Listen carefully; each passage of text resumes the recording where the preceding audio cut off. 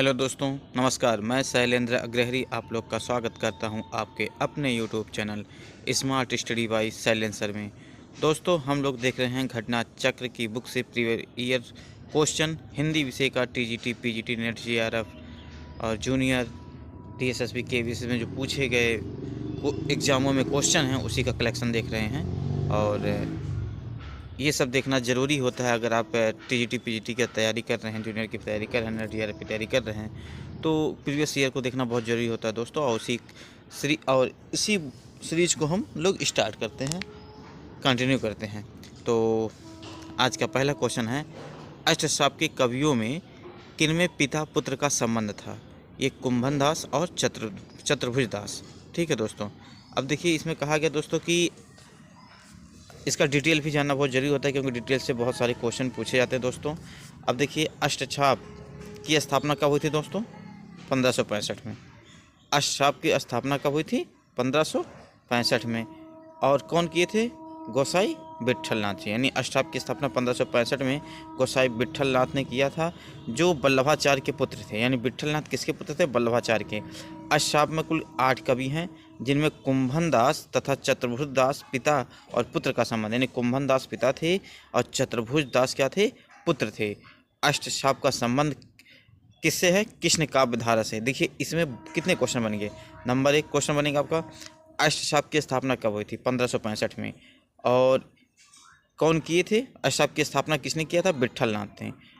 और जो वल्लभाचार्य के पुत्र थे। अब पूछा जाएगा कि विट्ठलनाथ के पुत्र, वल्लभाचार्य के पुत्र कौन थे? विट्ठलनाथ थे। ये क्वेश्चन हो गया। अष्टछाप में कितने कवि थे? 8 कवि थे। और इसमें पिता पुत्र का संबंध जो क्वेश्चन पूछा गया है, तो कुंभन दास क्या हैं? ये पिता हैं और चतुर्भुज दास पुत्र हैं। इन दोनों मतलब पिता पुत्र एक साथ अष्टछाप में रखे गए थे। अष्टछाप का संबंध किससे है दोस्तों? कृष्ण काव्य धारा से है। बहुत ये देखिए, 4-5 क्वेश्चन तो यहाँ से बन जाएंगे।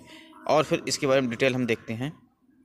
डिटेल है जैसे क्या है कि वल्लभाचार्य के 4 शिष्य कौन? कुंभन दास, सूरदास, कृष्णदास, परमानंद। टोटल 8 थे। तो वल्लभाचार्य के 4 शिष्य कौन? कुंभन दास, सूरदास, कृष्णदास और परमानंद दास। ठीक है। और विट्ठलनाथ के 4 शिष्य कौन? गोविंद स्वामी, छीत स्वामी, नंददास, चतुर्भुज दास।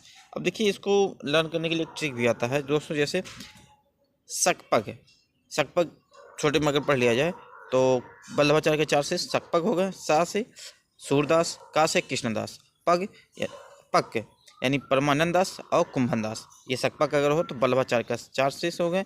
अब विट्ठलनाथ के 4 शेष अगर देखेंगे तो एक ट्रिक आती है। क्या आती है? छग चन। क्या दोस्तों आती है?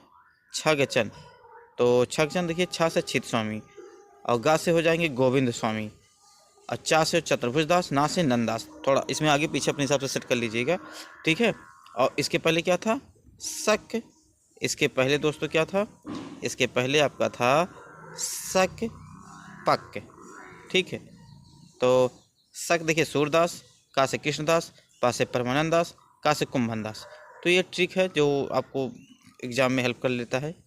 अब देखिए, 8 थे, लेकिन मिश्र बंधुओं ने नागरीदास को अष्टछाप का 9वां कवि माना है। ठीक है। मिश्र बंधुओं ने नागरीदास को अष्टछाप का 9वां कवि माना है दोस्तों।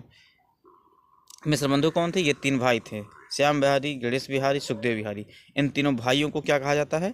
मिश्र बंधु। उन्होंने मिल के, ठीक है, नागरीदास को 8वां अष्टछाप के कवि को माना है। ठीक है। अब देखिए, अष्टछाप में सबसे ज्येष्ठ कौन थे? यानी प्रथम कवि कुंभन दास हो जाते हैं। ठीक है। सबसे ज्येष्ठ कह लीजिए, प्रथम कवि कह लीजिए कुंभन दास। सबसे कनिष्ठ कौन से थे? यानी सब कनिष्ठ मीन्स छोटा, सबसे छोटे कौन से? नंददास थे। फिर दोस्तों आते हैं कि कुंभन दास तथा चतुर्भुज दास का निवास स्थान कहाँ था दोस्तों?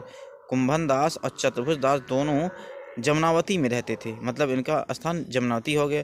परमानंद का निवास स्थान सुरभि कुंड था। किसका? परमानंद का निवास स्थान कहाँ था दोस्तों? सुरभि कुंड में था। नंददास का निवास स्थान कहाँ था? मानसी गंगा। एक एक पॉइंट जो दोस्तों क्वेश्चन बन सकता है। पूछा, नंददास कहाँ के रहने वाले थे? मानसी गंगा के रहने वाले थे। ठीक है। और गोविंद दास का निवास स्थान कदम खांडी महावन था। गोविंद दास का निवास स्थान कहाँ था? कदम खांडी महावन था। ठीक है दोस्तों। उसके बाद छीत स्वामी का निवास स्थान दोस्तों कहाँ हो जाएगा? छीत स्वामी का निवास पुंजरी गोवर्धन या पुंजरी गोवर्धन पर्वत के पास था। चीत गोस्वामी का निवास स्थान पुंजरी गोवर्धन पर्वत के पास था। उसके बाद अष्टशाप के कवियों का वृत्तांत गोस्वामी गोकुलनाथ कृत 84 वैष्णवन की वार्ता तथा 200 वैष्णवन की वार्ता में मिलता है। ठीक है दोस्तों, अब देखिए ये ऐसे पूछा जाए कि 84 वैष्णवन की वार्ता के लेखक कौन है, मतलब कवि कौन है, तो कौन है, गोस्वामी गोकुलनाथ। ठीक है, गोस्वामी गोकुल। ऐसे पूछ ले 252 वैष्णव की वार्ता, ये भी गोस्वामी गोकुलनाथ की कृति है। तो ऐसे भी क्वेश्चन पूछा था दोस्तों। और इसमें क्या मिलता है, अष्टशाप के कवियों का वृत्तांत मिलता है दोस्तों। कुंभन दास, फिर आता है दोस्तों कुंभन दास व चतुर्भुज दास कृषक वर्ष थे। ठीक है, पूछ लेगा किस वर्ग से थे, तो कुंभन दास और चतुर्भुज दास ये दोनों लोग कैसे थे, ये कृषक वर्ष से संबंधित थे। कुंभन दास को महाप्रभु के मंदिर में कीर्तन गायन का दायित्व सौंपा गया था। ठीक है, अछित स्वामी बीरबल के पुरोहित थे, यानी बीरबल के पुरोहित कौन से थे, तो छीत स्वामी जी बीरबल के पुरोहित थे दोस्तों। उसके बाद आता है नेक्स्ट क्वेश्चन, अष्टशाप कवियों में सूरदास के उपरांत वात्सल रस का सर्वश्रेष्ठ चित्रण करने वाला कवि कौन था, परमानंद दास। ठीक है, अब ऐसे पूछा जाए कि वात्सल रस का सूरदास के बाद कौन सा सबसे ज़्यादा चित्रण किया है, तो कौन किए हैं दोस्तों, परमानंद दास ही किए हैं। ठीक, अब आते हैं देखते हैं दोस्तों इन सब में से क्वेश्चन कैसे बनते हैं। अष्टशाप की स्थापना 1565 में किसने किया था, अभी आपको बताएं कौन, विट्ठलनाथ जी। अष्टशाप की स्थापना 1565 में किसने किया, विट्ठलनाथ जी। देखिए यहाँ दिया भी होगा, हाँ विट्ठलनाथ। ठीक है, अब गोस्वामी विट्ठलनाथ द्वारा अष्टशाप की स्थापना कब किया गया था दोस्तों, 1565 में। ठीक है, 1565 में किया गया था। कौन किए थे, गोस्वामी विट्ठलनाथ। फिर आता है अष्टशाप की स्थापना कब हुई थी, 1565, इसमें 1665 दिया था जो कि गलत है, 1565 मिस्टेक हो जाता दोस्तों। तो किस कौन किए थे, 1565। फिर अष्टशाप की स्थापना किसने किया था, गोस्वामी विट्ठलनाथ। देखिए वही क्वेश्चन कितनी बार आ रहा है, रिपीट हो रहा है, इसलिए प्रीवियस ईयर को आप पढ़ लेंगे तो क्वेश्चन रिपीट होगा, तो आप यहाँ से इजली कर लेंगे। अष्टशाप के संस्थापक कौन थे, विट्ठलनाथ। अष्टशाप का संबंध इनमें से किस काव्यधारा से है, कृष्ण काव्यधारा से। देखिए ये भी क्वेश्चन हो गया कि अष्टशाप का संबंध इनमें से किस काव्यधारा से है, कृष्ण काव्यधारा से है दोस्तों। फिर आता अष्टशाप की स्थापना का श्रेय किस आचार्य को है, विट्ठलनाथ को है। ठीक है दोस्तों, फिर आता है नेक्स्ट क्वेश्चन आपका कि अष्टशाप के संस्थापक कौन थे, विट्ठलनाथ। अष्टशाप के संस्थापक कौन थे दोस्तों, विट्ठलनाथ थे। फिर अष्टशाप में कवियों की संख्या कितनी थी, 8। अष्टशाप में कवियों की संख्या कितनी थी, 8 थी। अष्टशाप में कौन सम्मिलित नहीं है, तो केशवदास। अष्टशाप में केशवदास सम्मिलित नहीं, बाकी कुंभन दास, छित स्वामी, नंददास ये सभी हैं। निम्नांकित में से अष्टशाप के कवि नहीं है, कौन नहीं है, रैदास नहीं है। अब देखिए अगर अष्टशाप के कवियों के नाम आपको लर्न है तो आप बहुत इजीली डिसाइड कर लेंगी कौन नहीं है। तो इसलिए अष्टशाप के जितने कवि हैं छागजन और सगपक से आप लर्न कर लीजिए, और क्योंकि क्वेश्चन बहुत बनते हैं यहाँ से। देखिए कौन नहीं है, तो रैदास नहीं है। इनमें से अशोक का कम कौन है, फिर देखिए आ गया हरिव्यास देव भी अष्टशाप के कम नहीं है, बाकी कुंभन दास, सूरदास, चतुर्दास ये सब तो हैं ही।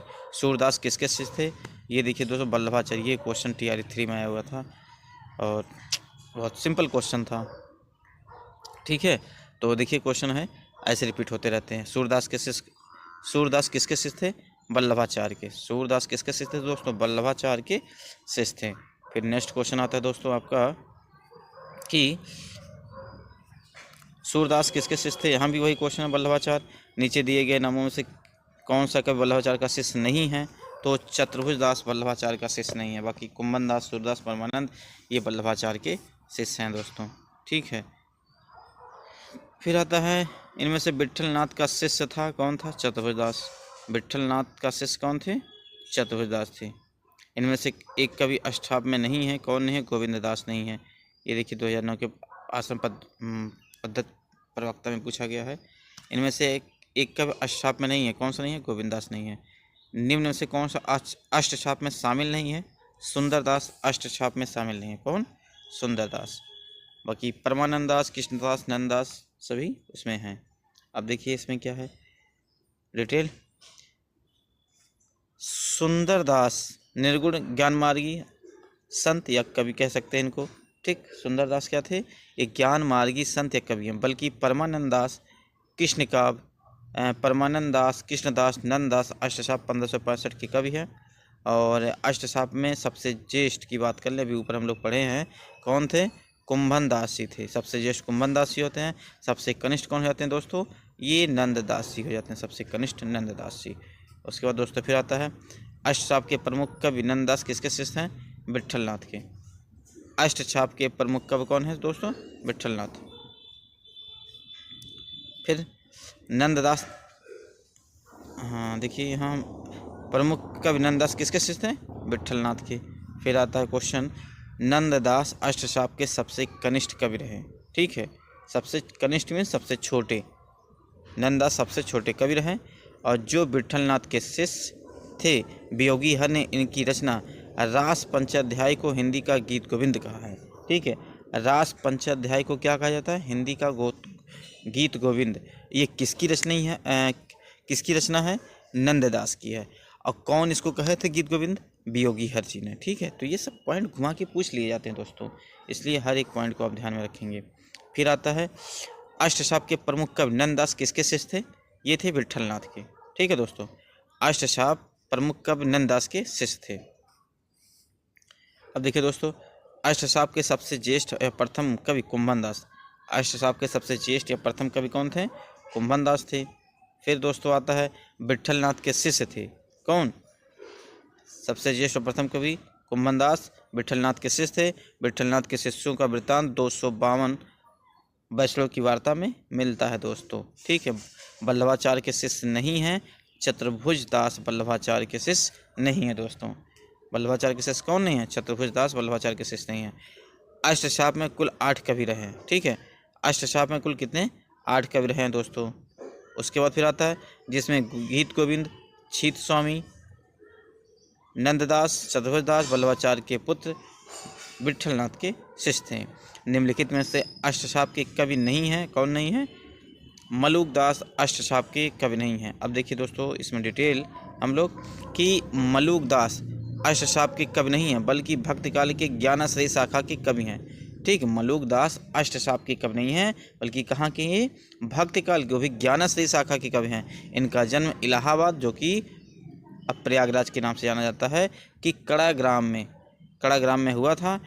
इन्होंने, अब देखिए दोस्तों, इन्होंने ज्ञानबोध, रत्नखान, भक्ति विवेक आदि अनेक ग्रंथ रचे हैं। बहुत पूछा जाता है कि ज्ञानबोध की रचना कौन किए थे? मलूक दास। रत्नखान का कौन?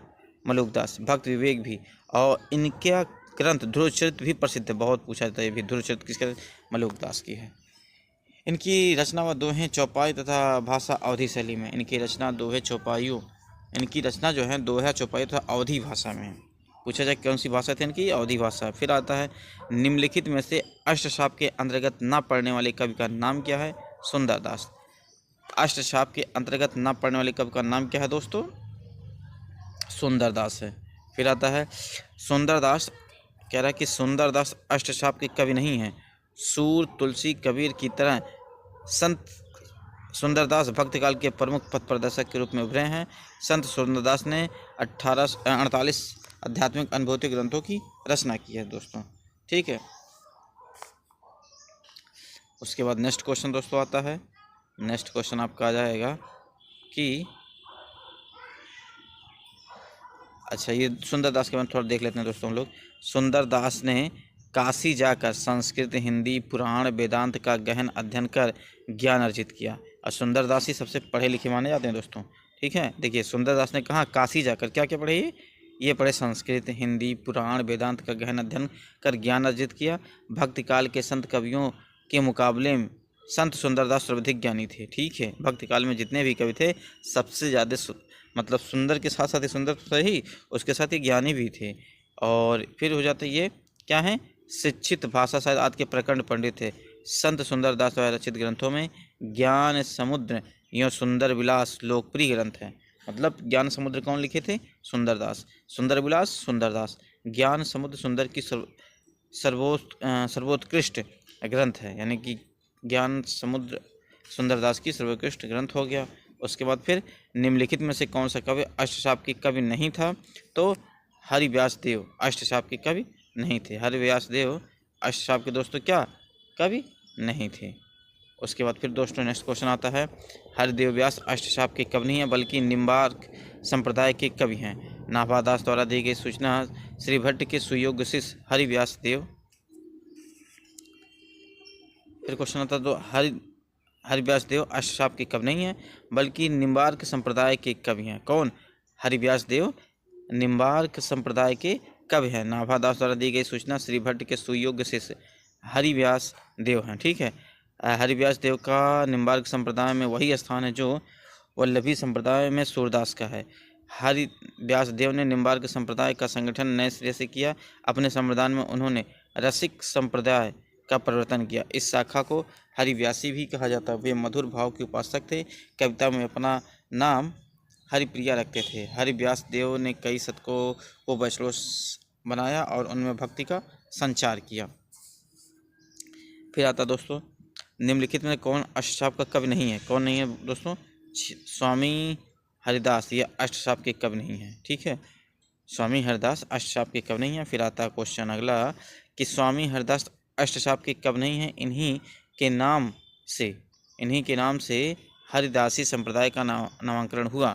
ठीक, स्वामी हरिदास अष्टशाप के कवि नहीं है और इन्हीं के नाम से हरदासी संप्रदाय का नामकरण हुआ। सखी भाव प्रधान संप्रदाय होने के कारण इस संप्रदाय को सखी संप्रदाय भी कहा जाता है। यानी हरदासी जो संप्रदाय था, ठीक है, हरदासी संप्रदाय था, उसको सखी संप्रदाय भी कहा जाता है। क्यों? क्योंकि सखी भाव प्रधान रखते थे, इसी वजह से। अब प्रभु दयाल मित्तल के अनुसार इनका समय 16वीं 17वीं सदी है। स्वामी हरिदास संगीत कला के मर्मज्ञ थे। स्वामी हरिदास किसके? संगीत कला के मर्मज्ञ थे, किंतु ये मात्र भगवान को रिझाने के लिए गाते थे। और अकबरी दरबार के विख्यात गायक तानसेन इन्हीं के शिष्य थे। अच्छा, अकबर के गुरु अगर तानसेन के अगर गुरु पूछा जाए तो आप किसको बताएंगे? हरिदास को बताएंगे। ठीक है, रस सिद्ध भक्ति कवि हरिदास ने ध्रुपद शैली में भक्ति श्रृंगार भक्ति के गे पदों की रचना की है। इनमें 108 पद केलीमल के नाम से प्रसिद्ध है। इसमें 108 पद केलीमल के नाम से प्रसिद्ध है दोस्तों। फिर आता है हरिदास संप्रदाय को अन्य नाम से भी जाना जाता है। यह है, अभी आपने पढ़ा कि हरिदास संप्रदाय सखी भाव से रिलेटेड होने के कारण इसे सखी संप्रदाय के नाम से जाना जाता है दोस्तों। तो क्या आंसर हो जाएगा दोस्तों इसका? सखी संप्रदाय। ठीक है, उसके बाद फिर अगला क्वेश्चन आता है दोस्तों, अगला क्वेश्चन स्वामी हरिदास द्वारा प्रवर्तित संप्रदाय है। कौन सा है? निम्बार्क संप्रदाय दोस्तों, निम्बार्क संप्रदाय। ठीक है, अब स्वामी हरिदास द्वारा प्रवर्तित संप्रदाय क्या है? निम्बार्क संप्रदाय हो जाता है। इसके बाद फिर नेक्स्ट क्वेश्चन, जुगमाल चरित्र नामक ग्रंथ के लेखक कौन है दोस्तों? कृष्णदास हैं। जुगमाल चरित्र नामक ग्रंथ के लेखक कौन है दोस्तों? कृष्णदास हो जाते हैं। अब देखिए दोस्तों, यहाँ थोड़ा डिटेल देख लेते हैं इनके बारे में। कह रहा है कि सूरदास और नंददास के पश्चात कृष्णदास अष्टशाप कवियों में तीसरे स्थान पर आते हैं। वल्लभाचार्य ने इन्हें पुष्ट मार्ग में दीक्षित किया। इनके द्वारा रचित 3 रचनाएं भ्रमर गीत, प्रेम तत्व और जुगलमान चरित्र हैं। ठीक है, कौन की रचना है दोस्तों? भ्रमर गीत, प्रेम तत्व और जुगलमान चरित्र। जुगलमान चरित्र में राधा कृष्ण के प्रेम वर्णित हैं और श्रृंगारिकता के कारण यह अधिक प्रसिद्ध हुआ दोस्तों। फिर आगे आता है नेक्स्ट क्वेश्चन, भ्रमर गीत प्रसंग का मूल स्रोत क्या है दोस्तों? भ्रमर गीत प्रसंग का मूल स्रोत आपका श्रीमद् भागवत का 10वां स्कंद हो जाता है दोस्तों। ठीक है, भ्रमर गीत प्रसंग का मूल स्रोत क्या है? श्रीमद् भागवत का 10वां स्कंद। देखिए 2004 में तो पूछा ही गया था, फिर 2009 में भी जाके पूछा गया, इसलिए रिपीटिशन होता रहता भाई, पूरा हमको देखना पड़ेगा। तो अब देखिए दोस्तों, इसके बारे में थोड़ा डिटेल देख लेते हैं। भ्रमर गीत प्रसंग जो है सूरदास का एक भाग है। ठीक, सूर सागर का एक भाग है और सूर सागर को सूरदास जी ने लिखा था, जिसका मूल स्रोत क्या है? श्रीमद् भागवत की 10वां स्कंद का 46वां और 47वां अध्याय है। ठीक है, यानी भ्रमर गीत प्रसंग जो है ये सूर सागर का एक भाग है, जिसका मूल स्रोत श्रीमद् भागवत के 10वां स्कंद का 46वां और 47वां अध्याय है। अन्य महत्वपूर्ण था, देखा सूरदास का जन्म कब हुआ था? 1478 ईस्वी में और मृत्यु 1583 ईस्वी में। ये वल्लभाचार्य के शिष्य थे। सूरदास का जन्म 1478 ईस्वी में, मृत्यु 1583 ईस्वी में, और ये वल्लभाचार्य के क्या थे दोस्तों? शिष्य थे। फिर आता है नेक्स्ट क्वेश्चन